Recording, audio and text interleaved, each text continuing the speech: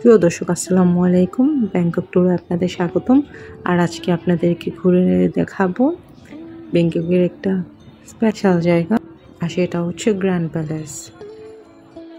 আর grand palace তো অনেক বড়। আর এই মুহূর্তে আপনারা যে স্ট্রাকচারটা দেখতে পাচ্ছেন, এটা হচ্ছে একটা মন্দির। আর এই মন্দিরটার নাম হচ্ছে টেম্পল অফ দ্য অ্যামারন বুদ্ধ। এক কথায় থাইল্যান্ডের গ্র্যান্ড প্যালেসের সবচেয়ে বড় আকর্ষণ। এর প্রবেশপথে দেখা মিলে ভয় পাইয়ে দেওয়ার মতো দুটি দৈত্যকার মূর্তি, অতন্দ্র প্রহরীর মতো দাঁড়িয়ে থাকা মূর্তিদ্বয়। এই মন্দিরের আধ্যাত্মিক প্রকৃতি আর ঐতিহ্যবাহী স্থাপত্য শিল্প থেকে সম্পূর্ণ ভিন্ন প্রকৃতির। কারণ এই মূর্তিগুলো থাইল্যান্ডেরই নয়, মধ্যযুগে চীনা বণিকরা বাণিজ্য করতে এসে রাজাকে উপহারস্বরূপ প্রদান করেছিল এই দুটি মূর্তি। এই তার রক্ষিতকে পেছনে ফেলে সামনে পা বাড়ালে চোখে পড়বে চোখ ধাঁধানো কিছু মুরাল বা সাদা মার্বেল খোদাই করা রাজা পঞ্চম রম্যার বিভিন্ন উক্তি। কারণ এই অংশটি নির্মাণ হয় তারই আমলে। আর মন্দিরের ভেতরে অবস্থান করছে এর সবচাইতে আকর্ষণীয় অংশ তথা বৌদ্ধ মূর্তি। 1 মিটারেরও কম উচ্চতা সম্পন্ন ছোট এবং চোখ ধাঁধানো এই মূর্তিতে বসে আছে মিটার খানেক উঁচু বেদির উপর। আর মূর্তিটির উপরে আছে বাহারি 9 স্তর বিশিষ্ট সামিয়ানা। আর মন্দির ঘুরে আমরা চলে এসেছি একটা হলে।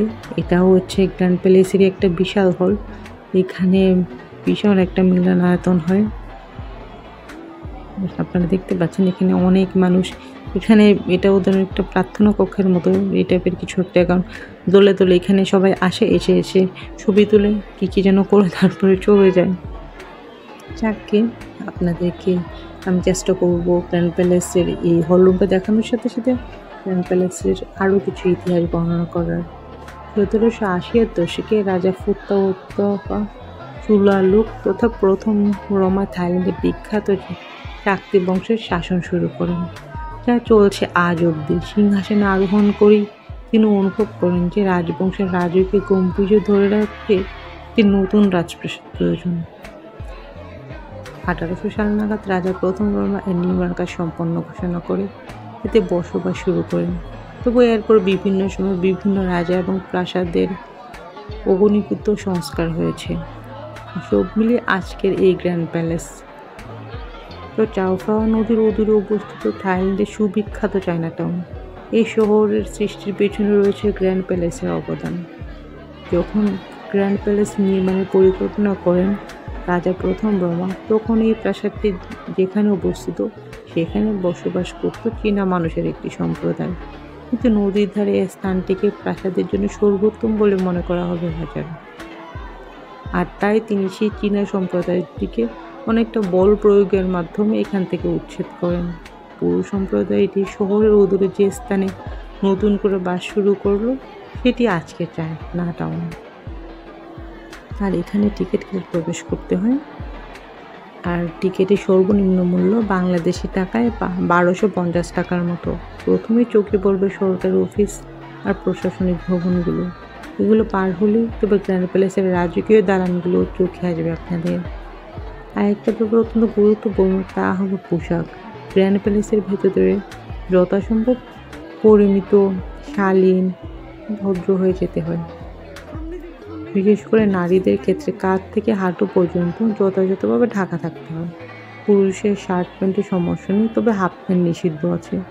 যদি কোনো দর্শনীয় পোশাক গার্ডদের নিকট অপর্যাপ্ত বলে মনে হয়, তবে তাদেরকে সারং নামে এক ধরনের ঢিলাঢালা গাউন পরে যেতে হয়, যা পুরো শরীর ঢেকে রাখবে। আর এটা একটা পায়জামার মতো লম্বা লিলেন কাপড়ের একটা পায়জামার মতো। ওটা গেটের সামনেই সেল করে। যদি আপনি কোনো দর্শনার্থী হাফ প্যান্ট পরে চলে আসে, তাহলে ওই হাফ প্যান্টটা চেঞ্জ করতে হয় না, ওইটা এত লুজ উপর দিয়ে পড়তে পারে, ওইটা পরে তারপরে যেতে হয়। 2,18,000 বর্গ মিটার আয়তনের বিশাল জায়গা স্থপিত নয়া বিরাম গ্র্যান্ড প্যালেস। এই আড়ম্বরপূর্ণ রাজপ্রাসাদে সুরক্ষা দিচ্ছে একে ঘিরে থাকা 1.9 কিলোমিটার দীর্ঘ দেয়াল। আর পুরো কম্পাউন্ডে বিভিন্ন কোণে ছড়িয়ে ছিটিয়ে আছে 17টি দুর্গ, যেগুলো গ্র্যান্ড প্যালেসের নিরাপত্তা প্রধানে নিয়োজিত থাকে। 200 বছরের অধিক কালের ইতিহাস, ঐতিহ্য, রাজকীয় সব ঘটনাগুলি সাক্ষী এই প্রাসাদ।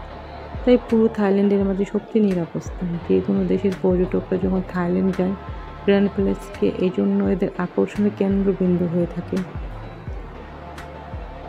আশা করি আপনাদের এই ভিডিওটা ভালো লেগেছে।